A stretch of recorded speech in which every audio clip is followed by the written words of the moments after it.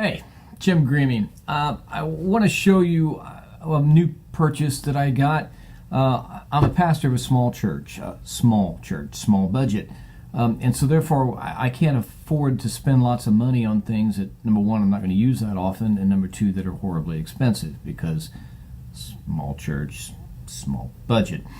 But what I got is I got a Merisny.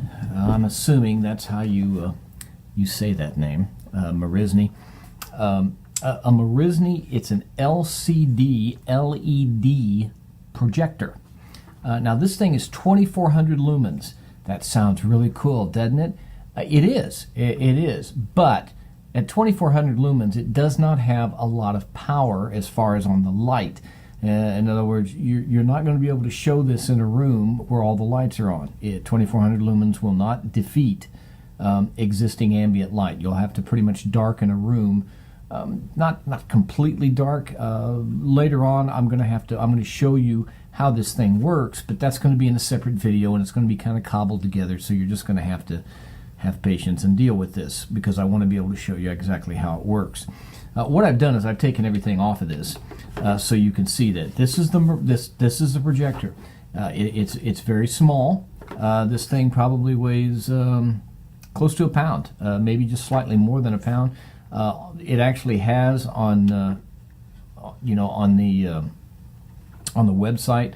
It's actually got how much the thing actually weighs, but that's not really as important. What is this on the top? Let's look at this first. On the top, you got, this is the Keystone. All this Keystone does is this adjusts a mirror in the back, and it basically tilts the image back and forth like this. The old Keystone used to be where it would be, like a trapezoid type of Keystone, and it would make that, greater or smaller. This just adjusts a mirror, which really does a very nice job. If you're trying to get it, like if you've got an angled screen or something, this would work very nice. This right here is the focus. You turn that out, notice that the lens comes further out. Little key here, lens cover. The lens cover goes over the lens when you first pull it out of the box, but this is backed all the way in there. If you want to take this off, you have to extend the lens all the way out so you can get a fingernail around it in there so you can pop this off. But this is an LED. What's nice is here on the top, you've got the controls. This gives you the menu. This is the escape button right there. This is the select button. I'll walk you through the menu later on in the video, but that's the select button, and this is just using all the buttons right on top of here. And then of course right here, this last is the source. Why is it the source? Well, because of these.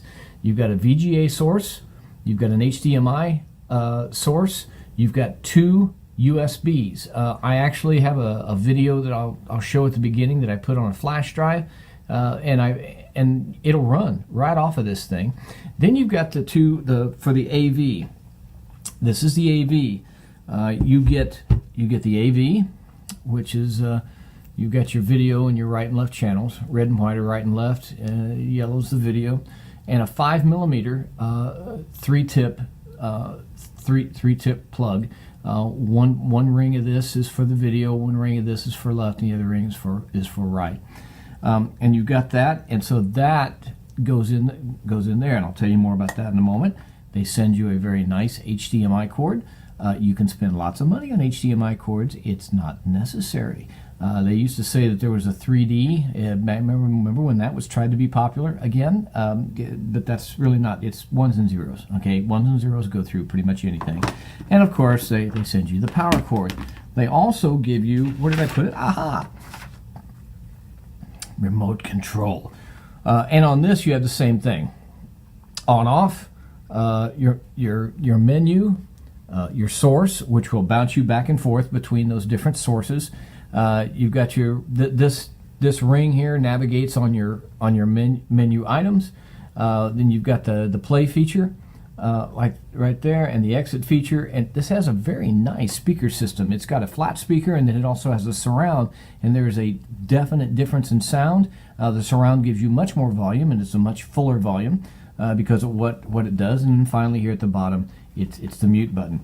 This runs off of two AAA batteries that fit down inside of there, and this is very nice. Now on the bottom of this, you have, of course, the rubber feeties. This right here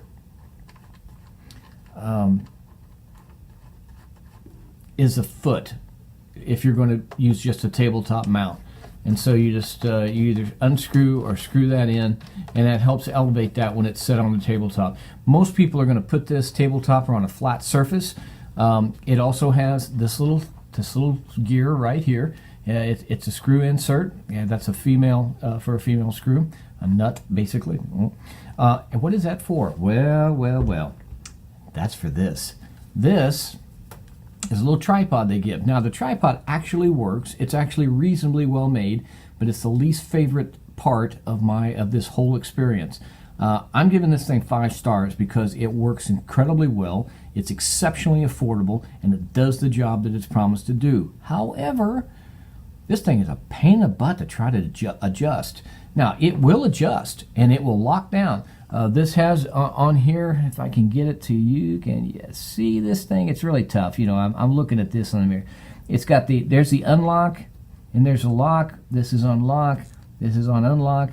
Unlock allows this ball, which is right there, allows that ball to adjust. You screw this in the bottom of this, like that, and then of course that collar, it tightens up against that to give you a good firm lock on it. But it is not easy to adjust on the wall when you're trying to get it to be squared. And me with OCD, I want everything square. You know, I don't want one end to be lower than the other one. But this thing can be a little bit of a thing. Now, when you do put this in there, you want this facing forward because that gives you the greatest amount of movement on this. As far as this ball and everything to work properly. What's nice about it, this is a really well-made tripod though. These are rubber, these are a soft rubber here so that it grips whatever surface that you choose to put it on. I mean, it's well made. It's just hard to adjust. You just need to understand that. If you want it to be easy to adjust, then you use the little rubber feeties that are on each corner, and you use the vertical adjustment, which will adjust the plane. The projection plane on this thing. Just use that to be able to give you some height on that. This is we'll see when we do this. I'll be videotaping this, not taping, but digital taking a video of this on my iPhone, and it's quite quiet. You've got this is for output, and then it sucks in air on this side and it blows out hot air here. You want to make sure that you do not block these because that will decrease the ability of this thing to remove heat. If it does not remove heat, it's not going to last long. $72.99 on Amazon. Today is the 30th of May 2019. That is an excellent price. Back here, this is the infrared receptor for this thing.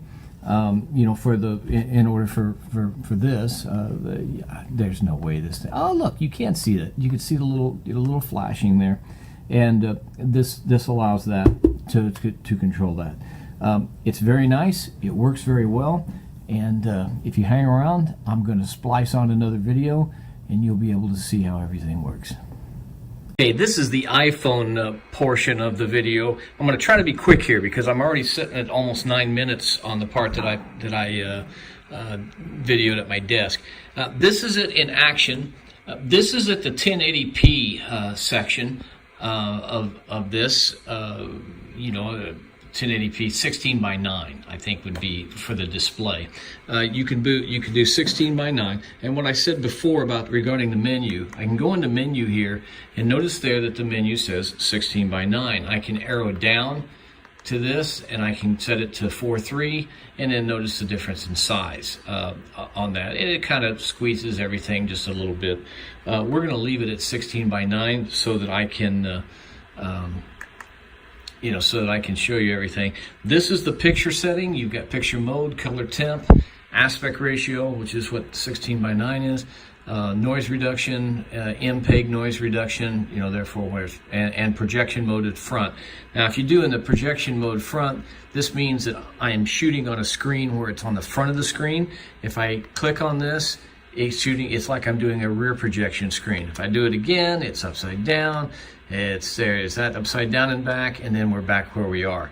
And so it gives you the ability to do several things with this, depending on what type of projection media that you decide to put it upon.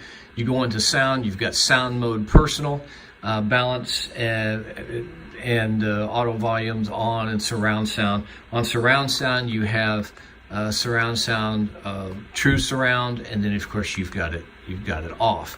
I am going to start this video so you can hear it. We're going to exit back out of this thing. If you'll notice here on this, there is a, if I can see it, I'm trying to look at it through my phone. See this start button right here? It is specifically for when you've got a USB plugged into this, which I do right now. The video that you're watching is shown in about 720, and it's on my USB flash drive. This video is to do nothing more now, than to what show this you does, the play and pause button on here controls this video. But it also starts it. Now, I'm going to go to here, and then we're going to go over here to sound, and then I'm going to go down to true surround. Now, let's listen to it right the way it is now. Probably you get a lot better pixels if you don't quite go that big, but it's a 1080p. The regular sound's flatter, and it's more muffled. If you're going to be in a very large room, micro SD, USB, laptop, TV, and if you don't have, you're not plugging it into a media system, you can. Like I said, one of the things you can do is here on the side. This little video, I will be ready to show you. If you're going to plug it into your media system, you have to plug this into the headphone jack. And if you have a digital out in an RCA, these are AV or RCA.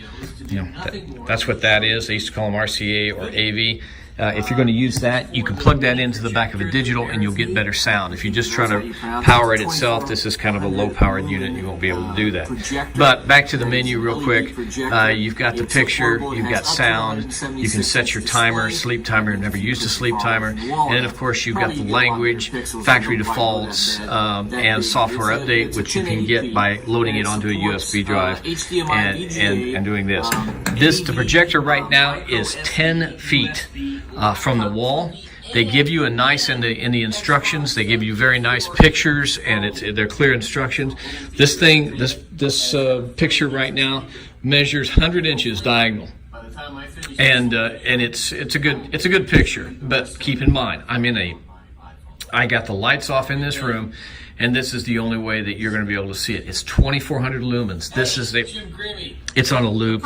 I'm going to quiet this thing here so that I can concentrate on everything else. 2,400 lumens. This is plenty bright for a dark room. It's the only weakness. Like I said, I bought it for a specific purpose. I'm not being generous by giving it a 5-star rating. I'm being practical. I bought it practically for what I'm going to use it for, because this is a $72.99 unit. I'm not expecting the world out of it. If you want to compete with light, you're going to have to get something that's minimally 3,600 lumens. Probably you're going to want something at 4,800 to almost 72 in order if you're going to compete with bright light sources. But this is a $72.99 unit, and it works very well, and I'm extremely pleased with this thing. The sound out of the speakers are fine. I've got I've got an HDMI cord that's plugged into a DVD player, and it does the DVD player extremely well. But I'm using it for my Vacation Bible School because I needed something to be able to have a larger picture for kids. And so here we are. Great little device. I highly recommend it.